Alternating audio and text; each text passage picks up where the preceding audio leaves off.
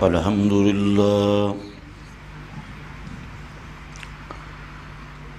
لله وكفى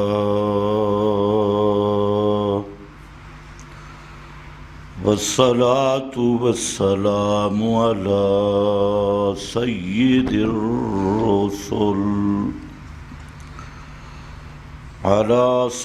الرسل وخاتم الأنبياء.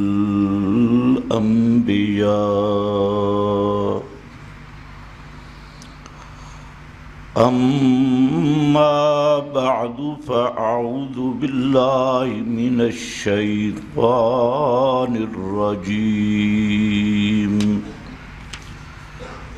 بسم الله الرحمن الرحيم. وأنزلنا إليك الذكر لتبين للناس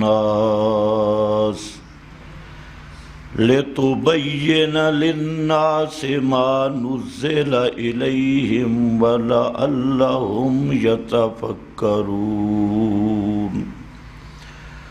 سبحان ربك رب العزة عما يصفون وسلام على المرسلين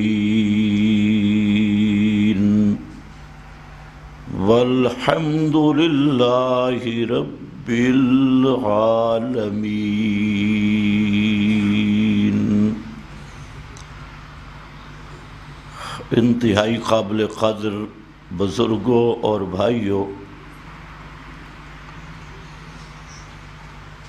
آج کے اس پرفتن دور میں کئی قسم کے فتنے پورے زور شور اور اپنے پراپاگنڈا مہم کے تحت اپنی باطل خواہشات اور فاسد عقائد کے ساتھ پورے زور شور سے میدان میں ہیں، جس کی پیشین گوئی نبی مکرم صلی اللہ علیہ وسلم نے اپنی کئی احادیث میں ارشاد فرمائی تھی کہ یہ آخری دور یہ فتنوں کا دور ہوگا، اور آپ نے فرمایا کہ فتنے اس طرح درپے ہوں گے اور اس طرح مسلسل ہوں گے جیسے تسبیح کا دھاگا ٹوٹ جاتا ہے اور اس سے من کے مسلسل گرنا شروع ہوتے ہیں، تو اس طرح فتنے بھی مسلسل اور لگاتار ہوں گے، حتیٰ کہ نبی مکرم صلی اللہ علیہ وسلم نے ارشاد فرمایا کہ ایک آدمی صبح کو مومن ہوگا تو شام کو کافر ہوگا، شام کو مومن ہوگا تو صبح کو کافر ہوگا۔ تو آج کے اس پرفتن دور میں ایک سب سے خطرناک اور سب سے پرخطر فتنے ان کا تعلق ہے ایمان کے ساتھ، اور اسی کو نبی کریم صلی اللہ علیہ وسلم نے ارشاد فرمایا کہ میرے بعد بڑے فتنوں سے تمہارا سامنا ہوگا۔ تو صحابہ کرام نے پوچھا مل مخرج منہا،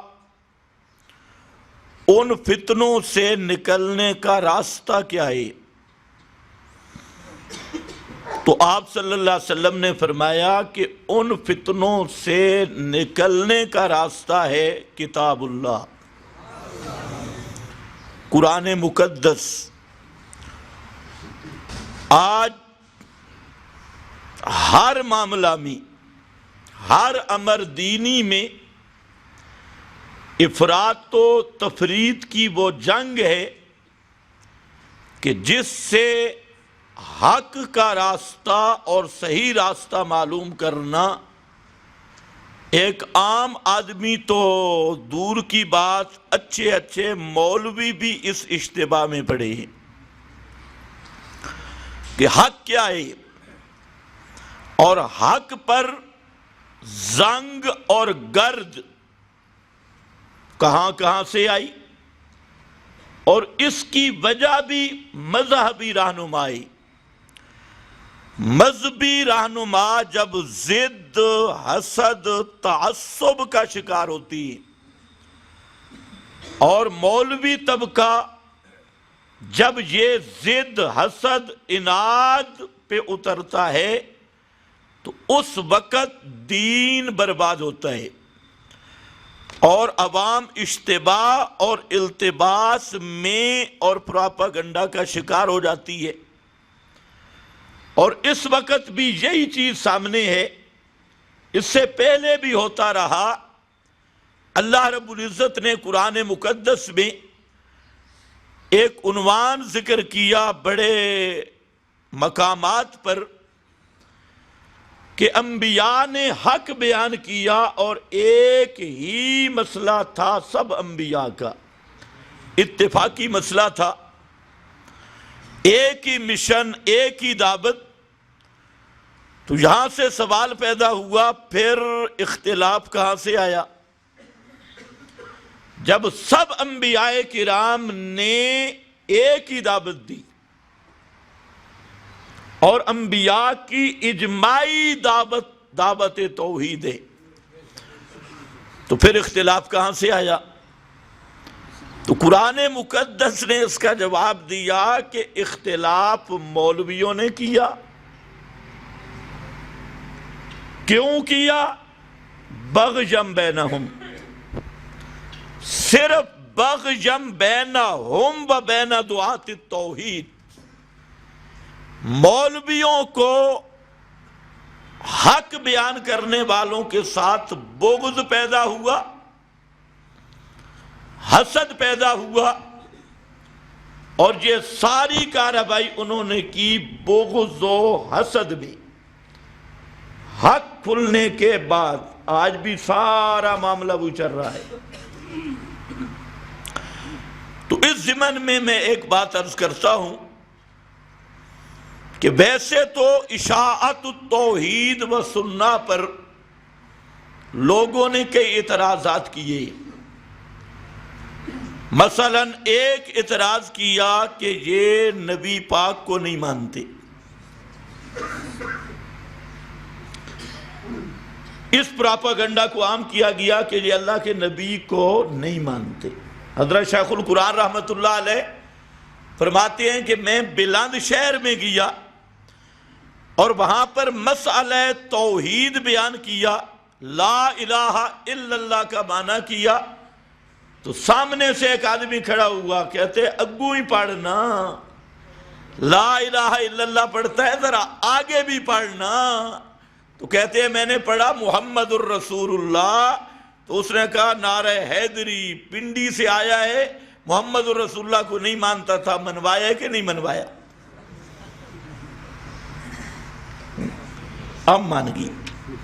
یہ مولویوں نے پٹی پڑھا رکھی ہے کہ یہ لوگ رسول پاک کو نہیں مانتے، حالانکہ کون بدبخت رسول پر ایمان لانے کے بغیر توحید کو جان سکتا ہے؟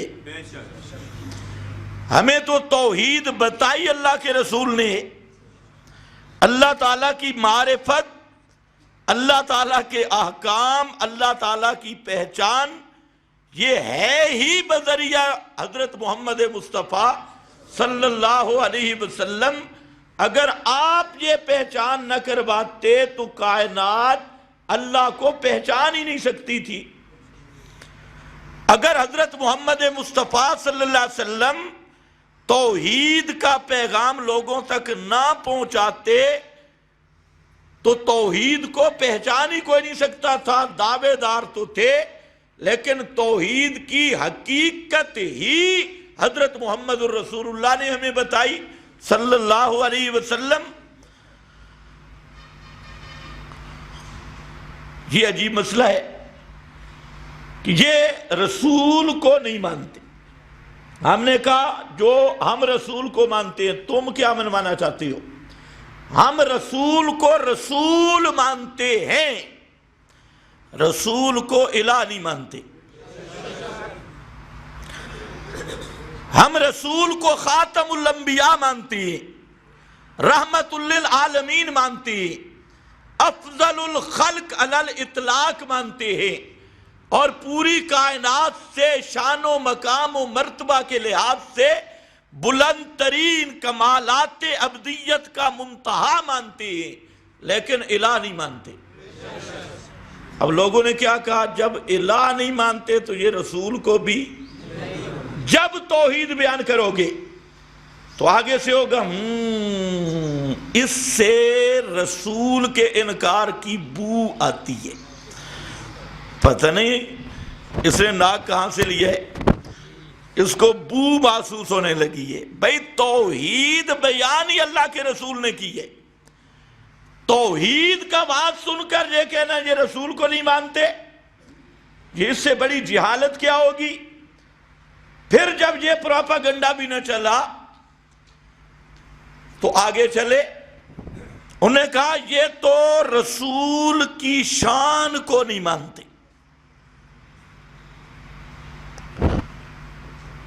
حالانکہ ہم تو ہر تقریر میں کہتی ہیں کہ اس کائنات میں سب سے افضل ہستی کون ہے؟ محمد مصطفیٰ صلی اللہ علیہ وسلم۔ آپ کی رفعت شان اتنی بلند ہے کہ وہاں کسی فرشتے کا تصور بھی نہیں پہنچ سکتا، پوری کائنات سے بلند۔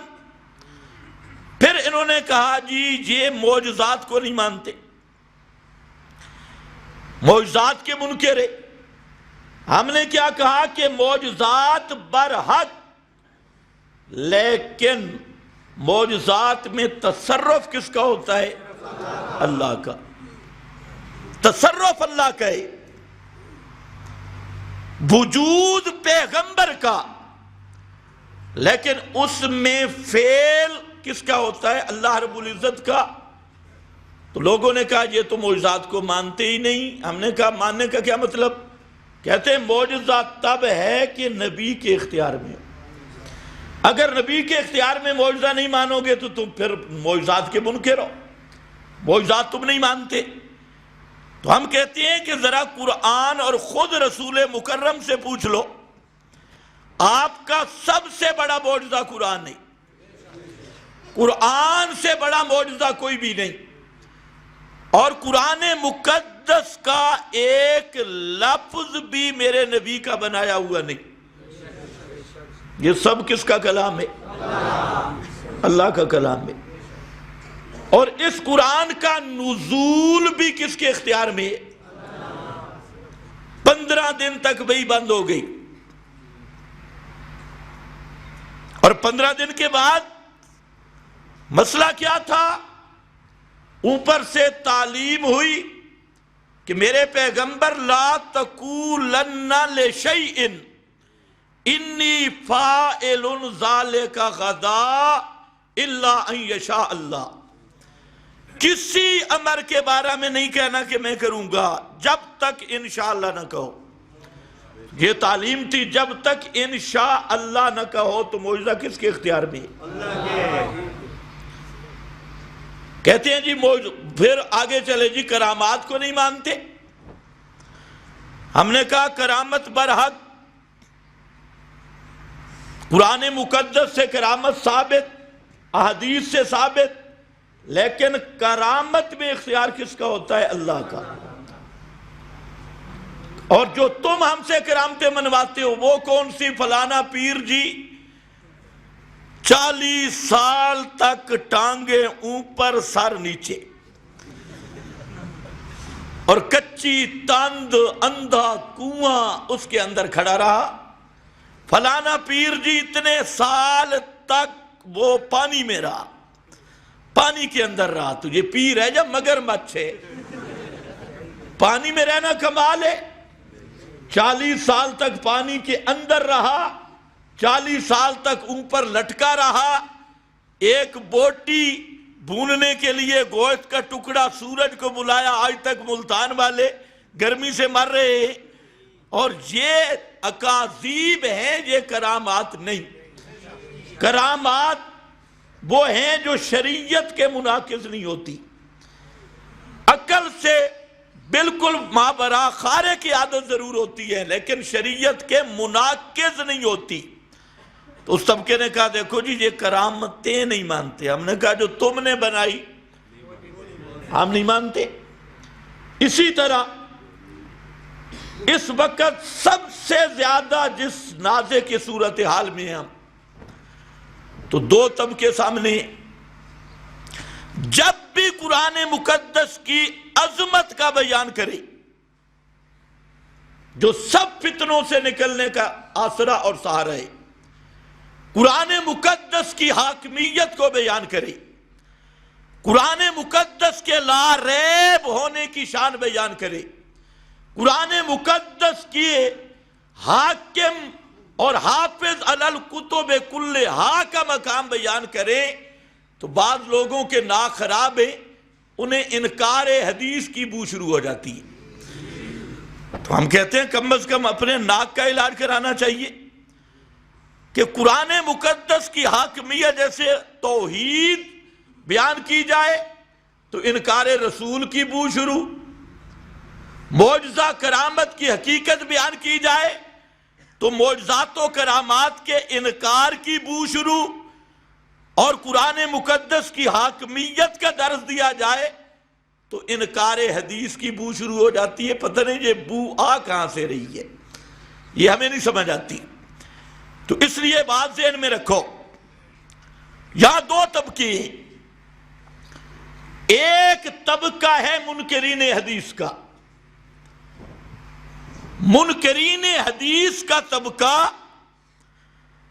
جو رسول مکرم صلی اللہ علیہ وسلم کی حیثیت ایک ڈاکیے کی حیثیت سمجھتا ہے، قاصد اور ڈاکیے کی.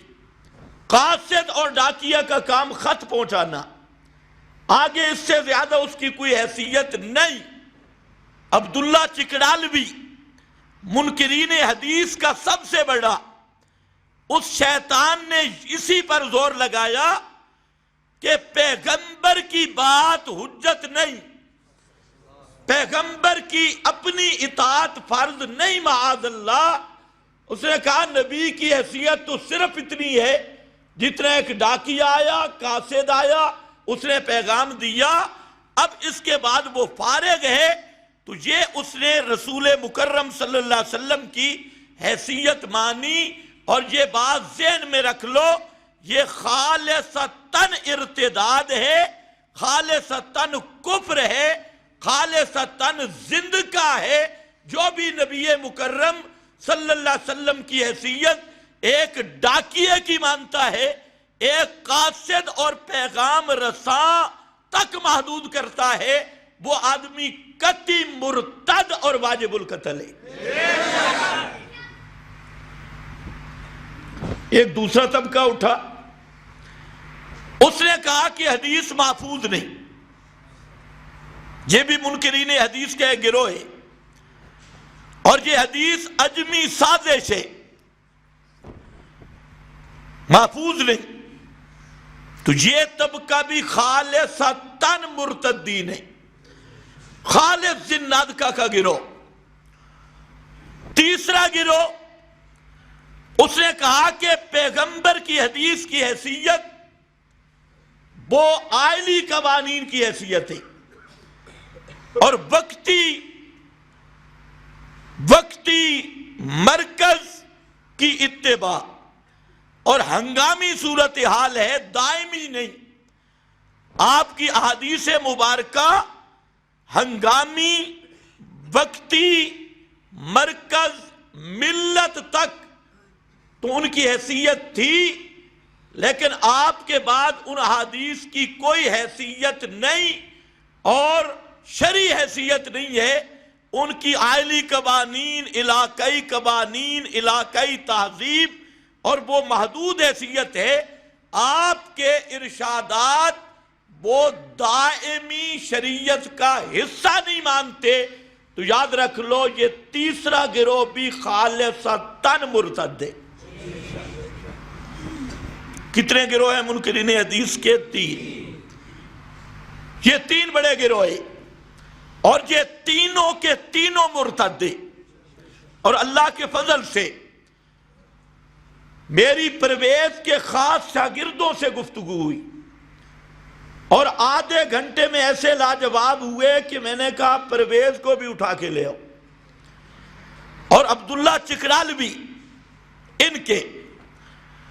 تو تعجب کی بات یہ ہے کہ حجیت حدیث کو جس رنگ میں اللہ کی توفیق اور فضل سے ہم ثابت کرتے ہیں، ہمارے ناقدین کو اس کی ہوا بھی نہیں لگی، ان کو پتہ ہی نہیں ہے، اور وہ بھی اگر کچھ بات کرتے ہیں تو ہماری تقریریں در سن کر، نوٹس دیکھ کر، تو خیر بہرحال ایک طبقہ یہ ہے منکرین حدیث کا۔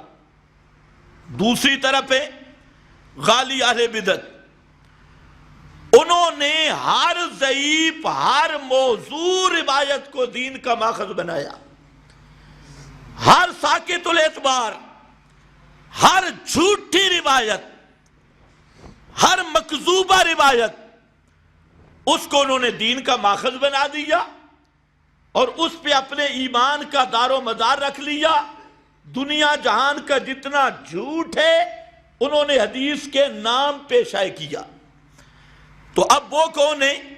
وہ غالی اہل بدعت اور غالی فرقے جتنے بھی ہیں، اگر آپ ان کے مستدل کو غور سے دیکھیں گے تو یہی جھوٹی روایات، مکذوبہ روایات اور ساقط الاعتبار، خلاف اصول روایات، ان کو وہ لے کر ہر جگہ پہ دندناتے پھرتے ہیں۔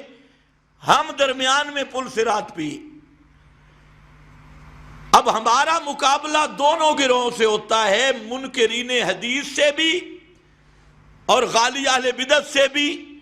ہمارے لیے سب سے بڑی مجبوری یہ ہے کہ جب ہم منکرین حدیث کا رد کرتے ہیں، منکرین حدیث کا، تو بعض لوگ کہتے ہیں اس سے اہل بدعت کو فائدہ ہوگا، اور جب ہم غالی اہل بدعت کا رد کرتے ہیں تو درمیان میں کچھ بھلے مانس کہتے ہیں اس سے منکرین حدیث کو فائدہ ہوگا۔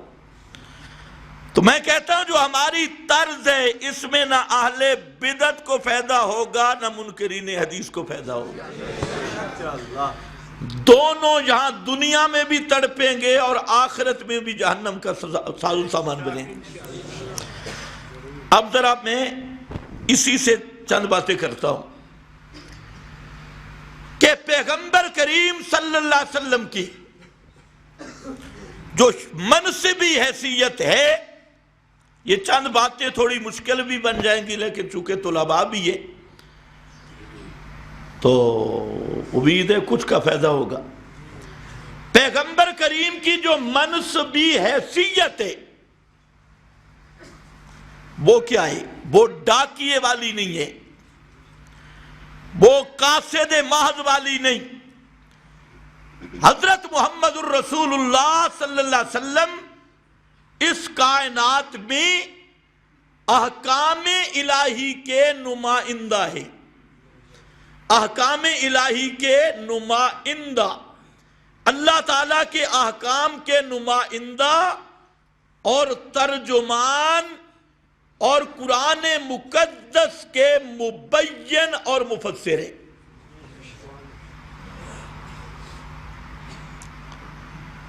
اب یہاں پر سوال ہے کہ قرآن مقدس کی تبیین و تفسیر یہ میرے نبی کا منصب ہے، تو معلوم ہوتا ہے کہ قرآن مقدس کی بعض وہ آیات ہیں جن کے لیے تبیین کی ضرورت ہے، تشریح کی ضرورت ہے، توضیح کی ضرورت ہے، تفسیر کی ضرورت ہے۔ اگر ایسی آیات نہ ہوں تو پھر آپ کا مبین اور مفسر ہونے کا کیا معنی؟ پھر نمائندہ اور ترجمان ہونے کا کیا معنی؟ ایک اور دوسری بات یہ سمجھو کہ قرآن ہدایت ہے قیامت تک کے لوگوں کے لیے، تو قرآن کا بیان بھی ہدایت ہے قیامت تک کے لوگوں کے لیے۔ یہ آئلی، وقتی، علاقائی، یہ وہ قوانین نہیں کہ تہذیب تک رہیں، ایک معاشرے تک رہیں اور صرف وقتی ہوں۔ جب قرآن کی ہدایت عامہ ہے تو قرآن کا بیان وہ بھی ہدایت عامہ ہے، وہ بھی قیامت تک کے لیے۔ اور تیسرا، جس طرح قرآن مقدس کے محفوظ ہونے پر فریقین متفق کے، منکر حدیث اور ایمان بالحدیث رکھنے والے دونوں طبقے متفق ہیں، تو اس کا لازمی تقاضا ہے کہ اگر قرآن متن تو محفوظ ہو لیکن قرآن مقدس کا بیان، توضیح، تشریح، تفسیر وہ محفوظ نہ رہی ہو اور عجم کی سازش کا حصہ بن گئی ہو، تو اس کا نتیجہ یہ نکلے گا پھر قرآن معطل ہے معاذ اللہ۔ جب قرآن کی توضیح اور تشریح ملتی کہیں نہیں، وہ محفوظ ہی نہیں، تو پھر قرآن مقدس معطل بن گیا، اور معطل جو قرآن کو سمجھے وہ کافر ہوا کرتا ہے۔ اس لیے ماننا پڑے گا جس طرح قرآن مقدس محفوظ ہے اسی طرح قرآن کا بیان بھی محفوظ ہے۔ عمل تب ہوگا۔ اب یہاں پر دیکھیں سورۃ النحل، آپ کی منصبی حیثیت کو بیان کیا۔ وَأَنزَلْنَا إِلَيْكَ الذِّكْرَ، ہم نے نازل کیا تیری طرف الذکر، یہ ذکر کے لفظ کو یاد رکھنا، مراد اس سے قرآن ہے لیکن عنوان ہے الذکر۔ الذکر کا معنی ہے نصیحت، اور نصیحت تب ہوتی ہے کہ واضح ہو، واضح ہو، سمجھ آئے، بالکل کھلی بات ہو۔ ایک دوسرا الذکر آیا، اور اس الذکر اور نصیحت کی توضیح، تبیین، شرح وہ کیا ہے؟ فرمایا لِتُبَيِّنَ لِلنَّاسِ، ہم نے تیری طرف قرآن بھیجا، ورنہ یہ بھی تو ہو سکتا تھا کہ ایک ایک نسخہ ہر عربی پہ نازل ہو جاتا، ناممکن تھا۔ قرآن پاک کے ایک ایک نسخہ ہر عربی پہ آ جاتا، اور ایک ایک پشتو والا نسخہ خیبر پختونخوا میں آ جاتا، سریکی والا پنجاب میں، پنجابی والا لاہور میں، یہ ایک ایک نسخہ ہر ایک کو دے دیتے، لیکن نہیں، تیری طرف ہم نے نازل کیا میرے پیغمبر قرآن کو، ہر ایک پہ نازل نہیں کیا، الیکا، ہر ایک کی طرف نہیں بھیجا، تیری طرف نازل ہوا، کیوں؟ لِتُبَيِّنَ، تاکہ آپ وضاحت کریں، تفسیر کریں، توضیح کریں، لِلنَّاسِ، لوگوں کے لیے۔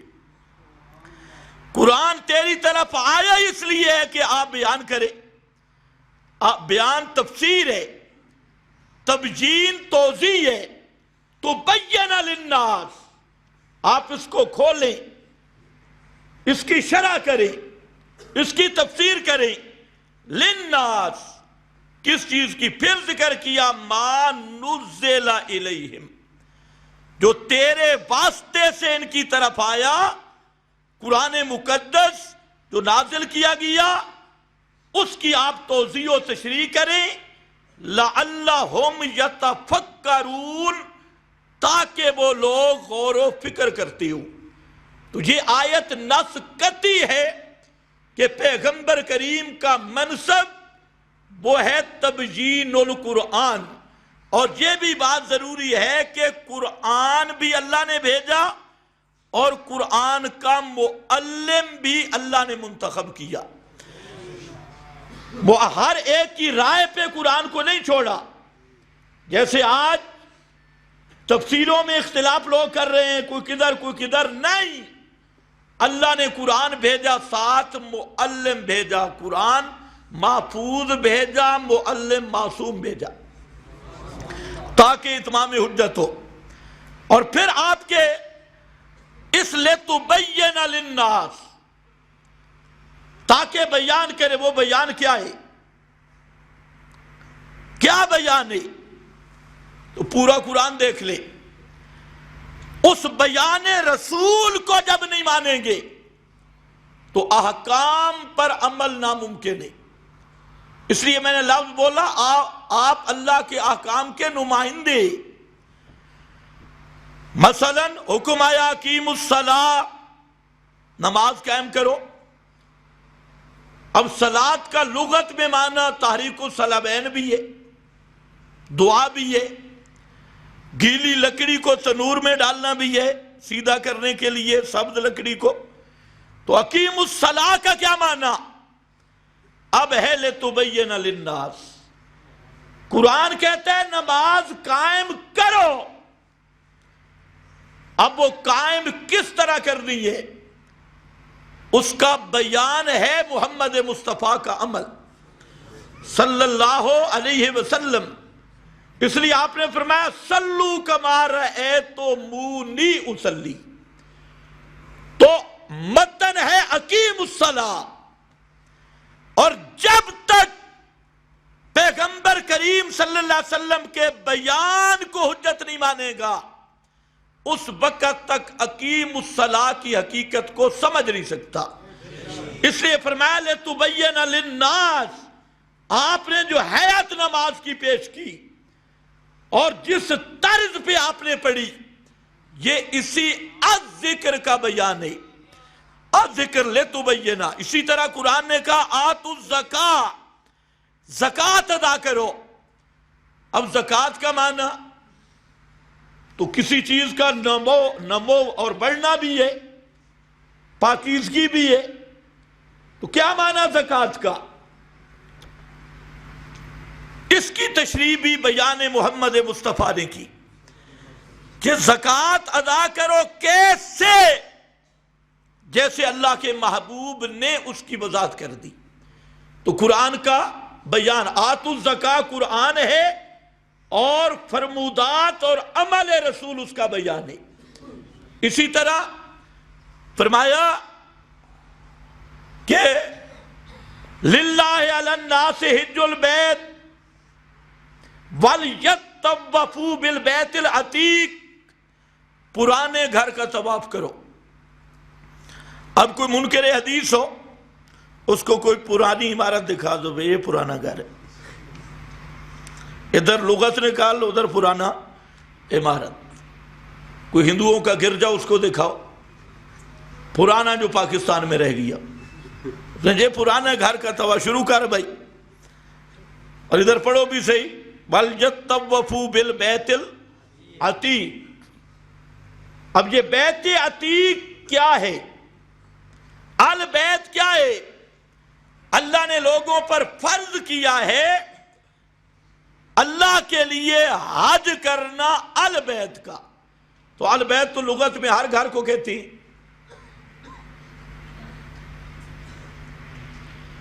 تو کسی گھر کا شروع کر دو۔ دنیا کا کوئی منکر حدیث بیان رسول سے ہٹ کر کبھی اس بیت کو تلاش ہی نہیں کر سکتا جس کی اللہ نے حج کا حکم دیا ہے۔ وہ بیت ملے گا تو وہ ملے گا بیان رسول سے کہ یہ گھر ہے جس کا طواف کرنا ہے۔ اس البیت کی تعجیل کی ہے محمد مصطفیٰ نے، اور فرمایا صفا مروہ کی سائی اس پر کوئی گناہ نہیں، صفا مروہ کی سائی کرنی ہے، کوئی حرج نہیں ہے۔ اب یہاں آپ اگر پنڈی اسلام آباد میں جائیں تو دکانوں پہ بھی صفا مروہ لکھا ہے۔ کوئی منکر حدیث ادھر سے ڈکشنری نکالے، ادھر سے قرآن نکالے اور دیکھے بھئی صفا مروہ کا طواف کرنا، تو وہ اسلام آباد کی دکانوں کا شروع کر دے، یہ طواف ہے صفا مروہ کا۔ تو جب تک پیغمبر کا بیان نہیں آئے گا، نہ صفا کی تعین ہو سکتی ہے، نہ مروہ کی تعین ہو سکتی ہے، نہ کعبۃ اللہ کی تعین ہو سکتی ہے، نہ نماز کی، نہ زکوٰۃ کی۔ اور فرمایا روزہ رکھو، روزے کا حکم ہے، اور روزے کا لغت میں الصوم کا معنی ہوتا ہے رکنا۔ تو رکے تو آپ بھی بیٹھے ہیں، روزے دار ہیں۔ اب وہ روزہ کس طرح رکھنا ہے، کیسے رکھنا ہے، اس کا بیان ہے عمل اور فرمان محمد مصطفیٰ۔ یہ ہے لِتُبَيِّنَ لِلنَّاسِ۔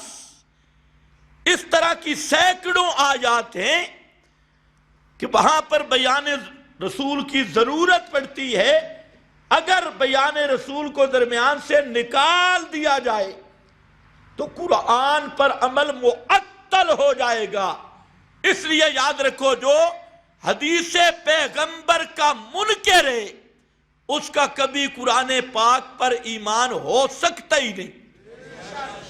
وہ دعویٰ تو کرتا ہے ایمان بالقرآن کا، لیکن اس کا قرآن پہ کبھی ایمان ہو سکتا ہی نہیں ہے۔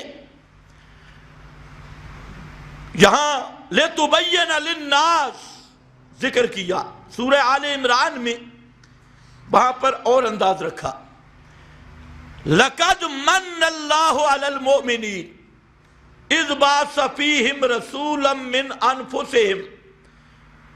لَقَدْ مَنَّ اللَّهُ، وَاللَّهِ لَقَدْ، فرمایا اللہ کی قسم، یعنی اپنی ذات کی اللہ نے قسم اٹھائی کہ مجھے اپنے ذات کی قسم، میں نے اہل ایمان پہ احسان کیا۔ کیا احسان کیا؟ اِذْ بَعَثَ فِيهِمْ رَسُولًا مِّنْ أَنفُسِهِمْ۔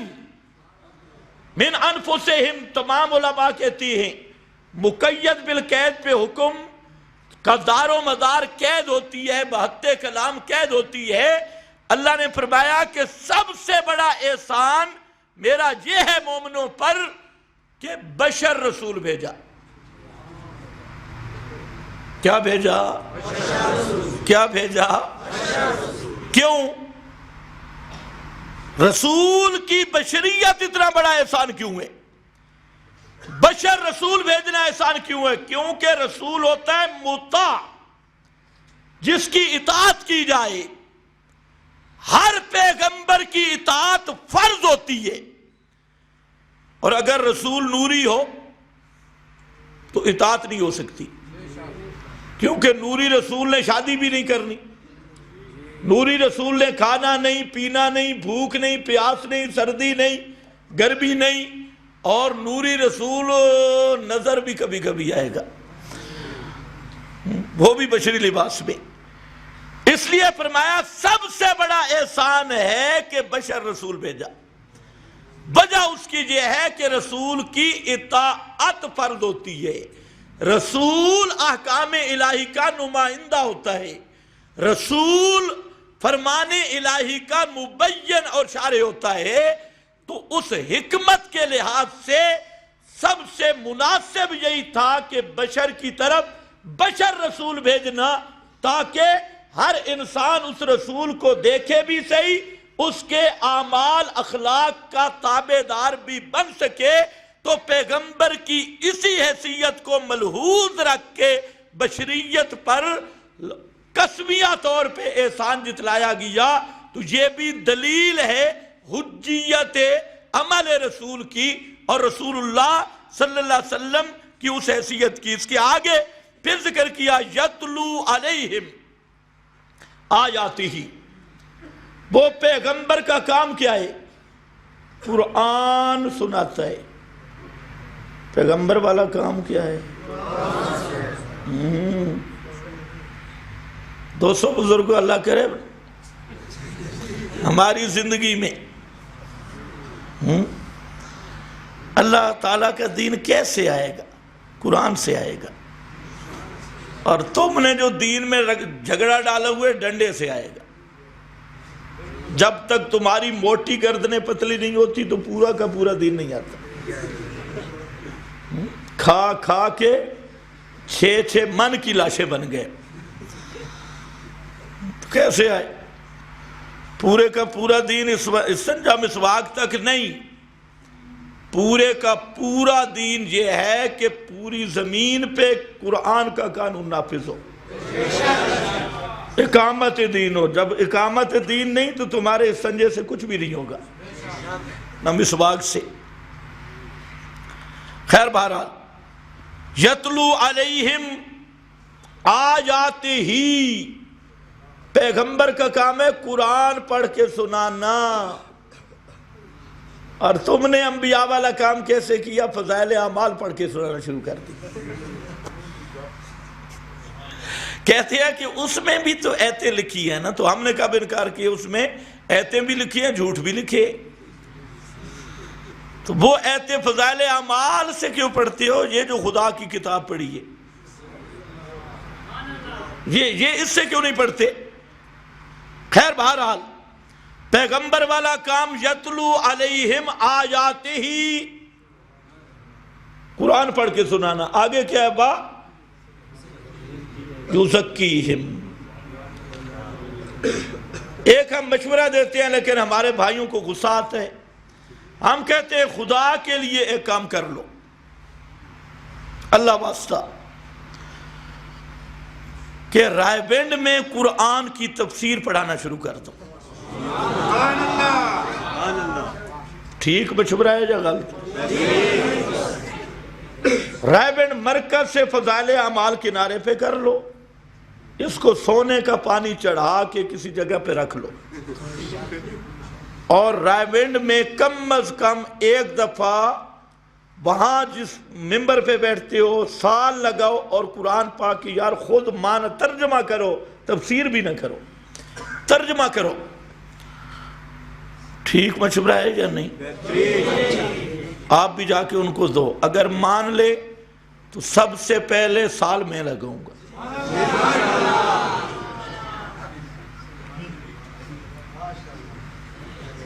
اور اگر نہ مانے تو پھر اپنا وقت ضائع نہ کرو، پھر پتہ چل جائے گا کہ دال میں گڑبڑ نہیں، پوری دال ہی کالی ہے۔ آخر کیا وجہ ہے؟ عالمی مرکز میں عالمی کتاب پر پابندی کیوں؟ یہ کہتے ہیں جی وہاں تو بڑی تلاوت کرتے ہیں، تلاوتیں بڑی کرتے ہیں۔ میں نے کہا تلاوت اس لیے کرتے ہیں کہ ان کو عربی سمجھ نہیں، تو تلاوت ابو جہل بھی سنتا تھا، پتہ نہیں بہت ساری روایات میں آتے رات کو چھپ چھپ کر آپ کی تلاوت سنتا تھا، تلاوت تو وہ بھی سنتا تھا۔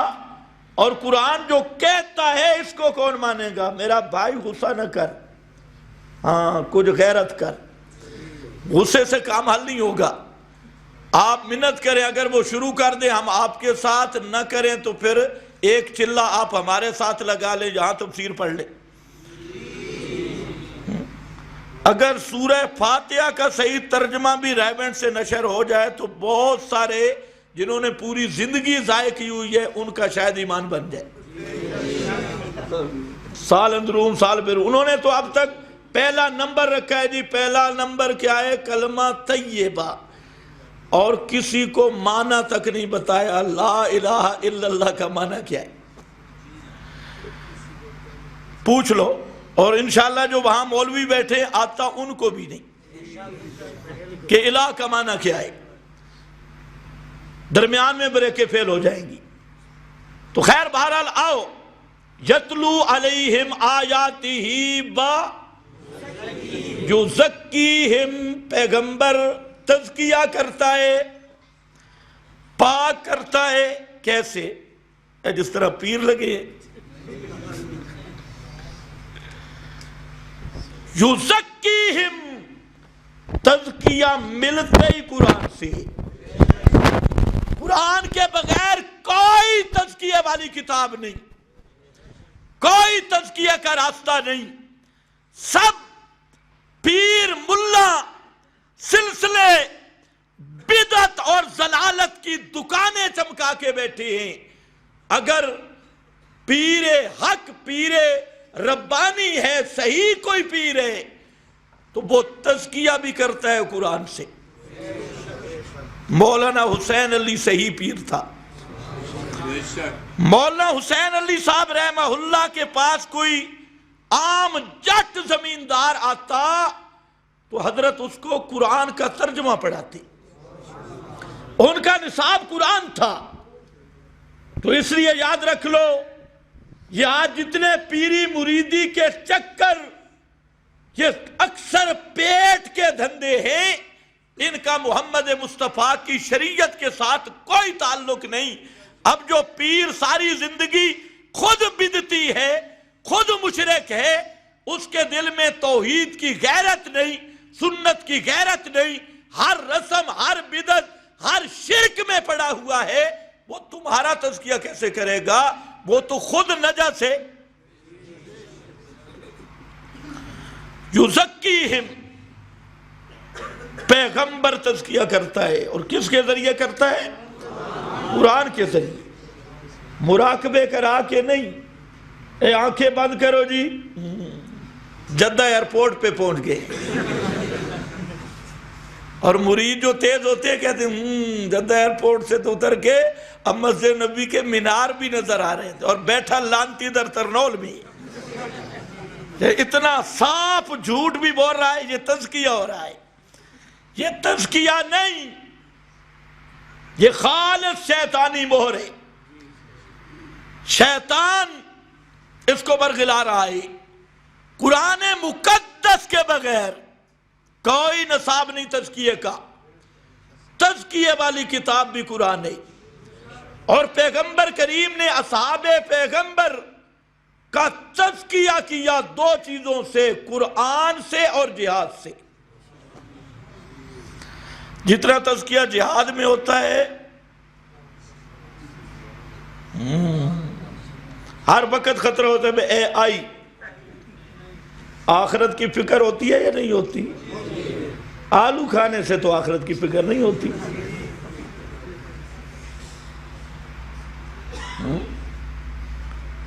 پتہ تو ہوتا ہے میدان میں، اس لیے اللہ کے محبوب نے فرمایا کہ الجہاد مختصر طریق الجنہ، جہاد جو ہے یہ مختصر ترین راستہ ہے جنت کا، شارٹ کٹ راستہ، بشرطے کہ مجاہد کا عقیدہ ٹھیک ہو، اور لڑے بھی کس کے لیے؟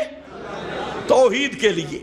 لِتَكُونَ كَلِمَةُ اللَّهِ هِيَ الْعُلْيَا، توحید اونچی ہو جائے۔ یہاں تزکیہ، اور تو نہ قرآن کے قریب آتا ہے نہ جہاد کے قریب آتا ہے، تو تزکیہ کیسے ہوگا؟ کہتے ہیں 313 مسلمان ہو گئے تو ہم انشاءاللہ میدان میں آئیں گے۔ تو انہوں نے کہا پورے دنیا میں اتنا رش، ابھی تک 313 کا ایمان نہیں بنا۔ اس لیے نہیں بنا کہ قرآن سے ہٹ کر 18 صدیاں اور بھی گزر جائیں، وہ ایمان بن نہیں سکتا۔ ایمان بنانے والی کتاب قرآن ہے۔ یزکیہم، آگے کیا ہے؟ وَيُعَلِّمُهُمُ الْكِتَابَ وَالْحِکْمَةَ، یُعَلِّمُهُمُ الْكِتَابَ وَالْحِکْمَةَ، یتلو الگ ذکر کیا، یعلمہم الگ ذکر کیا۔ معلوم ہوتا ہے تلاوت آیات یہ الگ بات ہے، اور تعلیم الکتاب، کتاب کو پڑھانا یہ الگ بات ہے۔ انہی الفاظ کو نہیں دہراتے. یعلمہم الکتاب والحکمہ، قرآن کی تعلیم کرتے ہیں، قرآن سکھلاتے ہیں، قرآن سکھلاتے ہیں. اور جو پیغمبر کریم قرآن سکھلاتے ہیں اسی کا نام حدیث ہے، اسی کا نام سنت ہے، اور اسی کا نام حکمت ہے. یہاں ذکر بھی کر دیا یعلمہم الکتاب والحکمہ. یہ حکمہ کیا ہے؟ یہی فہم قرآن جو پیغمبر نے بتلایا. تو پیغمبر کی حدیث، اسی کا نام حکمت، اسی کا نام سنت، اسی کا نام فہم قرآن، اسی کا نام تبیین القرآن، اسی کا نام بیان القرآن. وہی ہے لتبین للناس. تو یہ نبی کا وہ ڈیوٹی اور منصب ہے لتبین للناس. تو جو حدیث کو حجت نہیں مانتا اس کا ایمان قرآن پہ ہو سکتا ہی نہیں، قطعاً نہیں ہو سکتا. اور اس پر اللہ نے اور بھی گارنٹی دی. فرمایا 3 چیزیں میرے پیغمبر یہ میرے ذمہ ہیں. 3 چیزیں وہ کیا ہیں؟ آپ کو قرآن کا قاری بنانا. جب جبریل قرآن پڑھتے تو آپ بھی ساتھ ساتھ پڑھتے. تو اللہ نے فرمایا لا تحرک بہ لسانک، آپ زبان کو حرکت نہ دیں، ساتھ نہ پڑھیں. کیوں؟ ایک تو قرآن کا ادب یہ ہے کہ ایک پڑھے اور دوسرا خاموش رہے.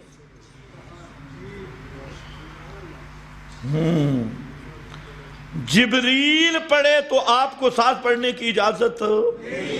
قربان جاؤں غیر مقلدین پر. انہوں نے صحیح ادب سمجھا ہے. خیر، لا تحرک بہ لسانک، ابن عباس معنی کرتے ہیں انصت للقرآن. تو انصات کا معنی ہوتا ہے زبان کو حرکت نہیں دینا. یہ نہیں کہ ہولے ہولے ایسا ایسا پڑھ لو. انصت للقرآن، یہ بخاری شریف ہے. اور دوسرا چیز ہے آپ کو قرآن کا حافظ بنانا. اور تیسرا ثم انا علینا بیانا، اور ہمارے ذمہ ہے بیان. لتبین للناس، ہمارے ذمہ ہے بیان. کیا معنی؟ آپ جو قرآن کی تفسیر کریں گے وہ تفسیر بھی ہم نازل کریں گے. وہ تفسیر بھی کون نازل کریں گے؟ علینا. وہ بھی ہمارے ذمہ ہے قرآن کا قاری بنانا، حافظ اور مفسر بنانا. لیکن وہ جو بیان ہوگا قرآن کا وہ بھی ہوگا منزل من اللہ. اس لیے اللہ نے اور مقام پہ اس کی زیادہ وضاحت کی. انزل الکتاب والحکمہ، کتاب بھی نازل کی اور ساتھ کیا نازل کی؟ حکمت، کتاب کا فہم. اور وہ کتاب کا فہم وہی ہے بیان، اور وہی ہے تبیین، وہی ہے تفسیر. اس لیے میرا بھائی، جیسے قرآن منزل من اللہ ہے، قرآن کا بیان بھی منزل من اللہ ہے. قرآن بیہ جلی ہے اور بیان محمد مصطفیٰ وہ بیہ خفی ہے. فرق اتنا ہے، قرآن کے الفاظ و نظم یہ بھی اللہ تعالیٰ کا کلام اور اللہ تعالیٰ کی طرف سے منزل ہے، اور معنی بھی منزل من اللہ ہے. اور جو بیان رسول ہے وہاں تعبیر پیغمبر کی ہے، لیکن اس کی بھی حقیقت منزل من اللہ ہے. اس لیے بیہ جلی بھی برحق ہے، بیہ خفی بھی برحق ہے. جس طرح بیہ جلی کا منکر کافر ہے، اسی طرح بیہ خفی کا منکر بھی کافر ہے. جس طرح بیہ جلی کا محفوظ ہونا ضروری ہے اتمام حجت کے لیے، اسی طرح بیہ خفی اور بیان قرآن کا محفوظ ہونا بھی ضروری ہے اتمام حجت کے لیے. ورنہ وہ اتمام حجت بن ہی نہیں سکتا اور بعثت رسول کا مقصد ہی ادا نہیں ہو سکتا۔ اس لیے یہاں پر فرمایا انزلنا الیک الذکر، اور وہاں کیا ذکر کیا؟ انا نحن نزلنا الذکر، الذکر، تو محفوظیت کے مقام پہ بھی الذکر ہے، اور جہاں بیان و تبیین کے مقام پہ بھی الذکر ہے۔ تو معلوم ہوتا ہے کہ صرف اور صرف نظم قرآنی محفوظ نہیں، قرآن مقدس کا معنی اور فہم بھی محفوظ ہے اور محفوظ رہے گا۔ اب ہے دوسرا پہلو،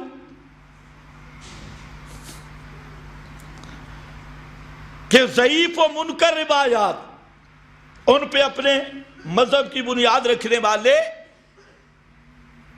تو اس کے لیے مختصر عرض ہے کہ جو بھی منکر، ضعیف، موضوع، من گھڑت روایت ہے، اس کو جب تک اس کی حقیقت بیان نہ کی جائے اس کو بیان کرنا ہی حرام ہے۔ اور متواتر حدیث میں نبی مکرم صلی اللہ علیہ وسلم نے ذکر کیا من کذب علی متعمدن، 105 سے زائد صحابہ، تو میں نے اس روایت کو جمع کیا، متواتر روایت، کہ جس آدمی نے مجھ پہ جان بوجھ کر جھوٹ بولا فَلْيَتَبَوَّأْ مَقْعَدَهُ مِنَ النَّارِ، تو وہ پکا جہنمی ہے۔ تو ہم اس لیے ہم نے دونوں پہلوؤں پہ نظر رکھ دی ہے، کانا نہیں بننا۔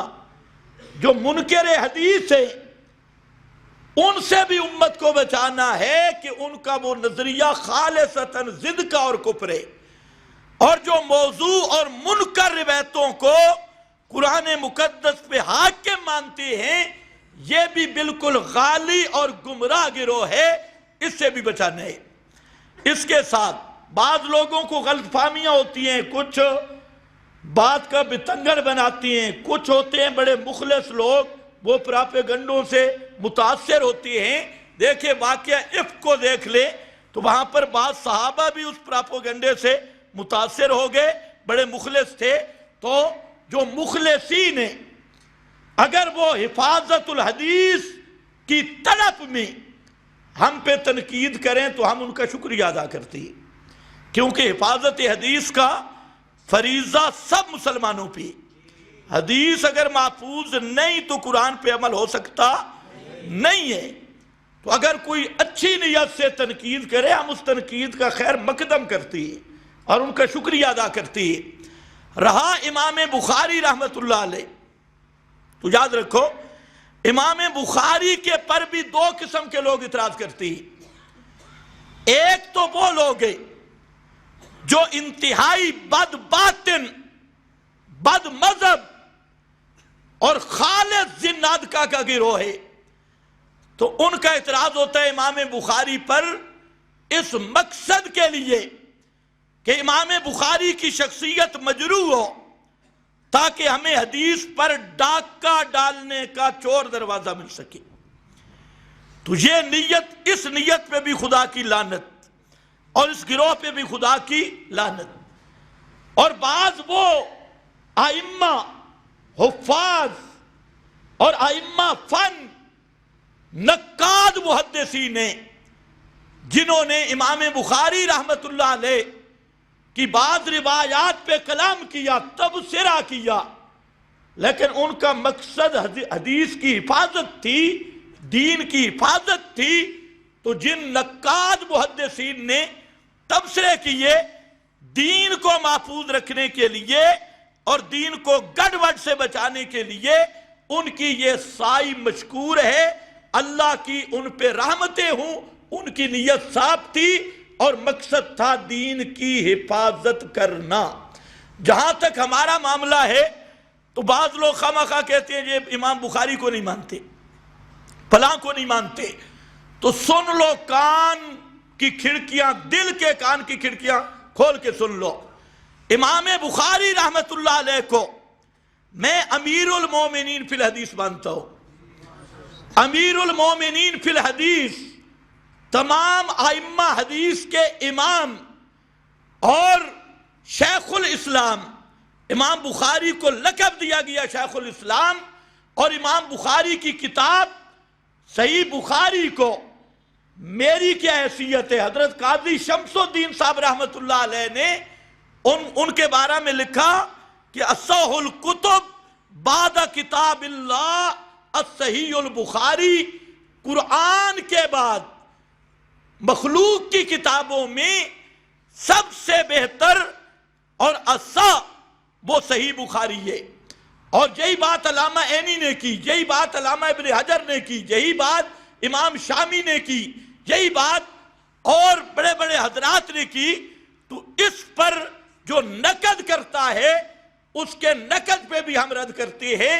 تو بات یہ نہیں، ہم صرف یہ کہتے ہیں امام بخاری امیر المومنین فی الحدیث، جو بدبخت امام بخاری پہ تبرہ کرے، تنقید کرے، امام بخاری کی تنقید کرے، تو در حقیقت وہ فرمان رسول کو گرانے کی نیت سے یا ایسی کوشش کرے تو وہ شخص لعنتی ہے اور وہ شخص مبتدع اور ظالم و ذل ہے۔ ہمارا ایسے آدمی سے کوئی تعلق نہیں، لیکن یاد رکھ لو امام بخاری اور صحیح بخاری اصح الکتب ہے، لا ریب کتاب صرف قرآن ہے۔ قرآن کے علاوہ کوئی کتاب لا ریب نہیں۔ اور اگر محدثین نے بعض روایات بخاری پہ نقد کیا، بعض نے جواب دیے، تو ان محدثین کا مقصد بھی تھا دین کی حفاظت۔ بلکہ میں کہا کرتا ہوں کہ امام بخاری کی صحیح بخاری جیسی جلیل القدر تصریح جس کو وقت کے بڑے بڑے ائمہ نے اس کی تعریفیں کی، اور امام بخاری رحمت اللہ علیہ کے اساتذہ، ان کے ہم اثر اور ان کے جتنے بعد والے محدثین، متقدمین محدثین، سب نے امام بخاری کی توثیق کی اور سب نے ان کی جلالت قدر کو بیان کیا اور بخاری کی جلالت قدر کو بیان کیا، یہ اس میں کوئی شک نہیں۔ تو بعد میں اگر ایسی کتاب پر بھی بعض نقاد محدثین نے کلام کیا تو یہ ان کی دیانت کی دلیل ہے، اور حجیت حدیث کی ایک اور دلیل ہے کہ محدثین کو جہاں پر بھی کچھ گرد نظر آیا انہوں نے کسی بڑے سے بڑے کی بھی رعایت نہیں کی اور رسول اللہ صلی اللہ علیہ وسلم کی احادیث کا دفاع کیا، ان سے گرد و غبار کو دور کیا۔ تو اس لیے یاد رکھو پیغمبر کی حدیث کا حجیت کا منکر کافر اور روایات جو قرآن کے مد مقابل آئیں، قرآن سے ٹکر کھائیں، ان کو دین کا ماخذ سمجھنے والا بھی زندیق ہے۔ اس لیے اصح الکتب میں جھگڑا نہیں، بخاری اصح الکتب ہے اور لا ریب کتاب صرف قرآن ہے۔ یہ بات ذرا ذہن میں رکھ لے۔ باقی الحمدللہ میں حدیث صرف پڑھی نہیں، پڑھاتا بھی ہوں اور پڑھائی بھی ہے، اور حدیث کا منکرین حدیث کے جتنے اعتراض ہیں تحدیث بن نعمت کے طور پہ کہتا ہوں، جو ہم ان کو جواب دیتے ہیں تو نہ پہلے کسی نے دیے نہ ان کے حاشیہ خیال میں۔ تو حدیث کا دفاع کرنا ہم سے سیکھو، حدیث کے ہم دفاع کرنے والے ہیں، بخاری کے ہم دفاع کرنے والے ہیں۔ تو کچھ علمی باتیں، علمی تحقیقات، ان کو ذریعہ پروپیگنڈا بنانا یہ کوئی قابل استحسان عمل نہیں اور یہ دین کی خدمت نہیں۔ بآخر دعوانا الحمدللہ۔